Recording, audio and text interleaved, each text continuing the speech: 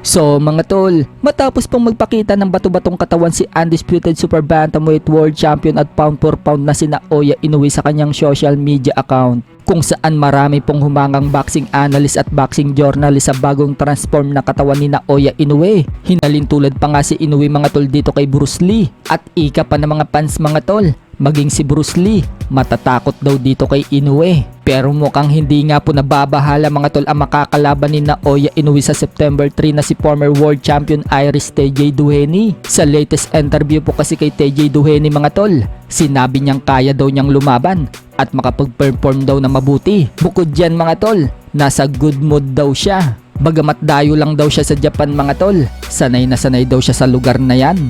Diyan daw kasi niya natupad ang pangarap niya maging world champion, kaya mainit daw ang pagtanggap sa kanya sa bansang Japan. Maging nga daw ang mga fans ng kalaban niya mga tol, nire-respeto daw siya. Sa mga hindi po nakakaalam mga tol, nasa Japan na po ngayon si TJ Duheny at ilang araw na lang magaganap na ang laban nila ni Naoya Inoue sa Ariake Arena, Tokyo, Japan. So ma-upset kaya ni TJ Duheny si Inoue mga tol? O matulad si TJ Duheny sa previous na nakalaban ni Inoue na hindi na pinaabot sa round 12? Ano sa tingin nyo mga tol? Sa kabilang banda naman mga tol, 9 na araw na nga lang po magaganap na ang laban ni former world champion Marlon Tapales sa bansang Cambodia, kung saan haharapin ni Tapales mga tol ang taga-India na si Saurabh Kumar. Dedepensahan nga po dyan ni Tapales mga tol ang titulong WBC Asian Continental Super Bantam. Puspusan na nga po ang pag-iinsayo ni Tapales mga tol, at makikita natin na kondisyon na si Tapales. Naglalakasan nga po ang mga binibitawan niyang suntok. Prediction ko ng mga Pinoy fans, hindi daw magtatagal itong Indiano kay Tapales. Nagpakita naman mga tol ng interes si Marlon Tapales na labanan niya ang isa pa sa pinakamagaling ngayon na world champion sa bansang Japan.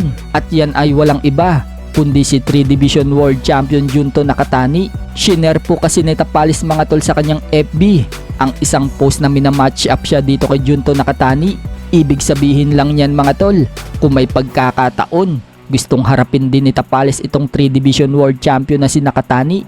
So pwede nga po mangyari yan mga tol, dahil nagbabalak na din na umakit ng Super Bantamweight Division itong si Nakatani. Kaya posibleng magtagpo talaga sila ni Tapales, gayong nasa top contender itong si Tapales sa Super Bantam ngayon. Sa iba pang balita mga tol, kasalukuyan nga pong nakikipag-usap ang promoter ng Matchroom na si Eddie Hearn dito sa bagong elevate ng WBO Welterweight World Champion na si Brian Norman Jr.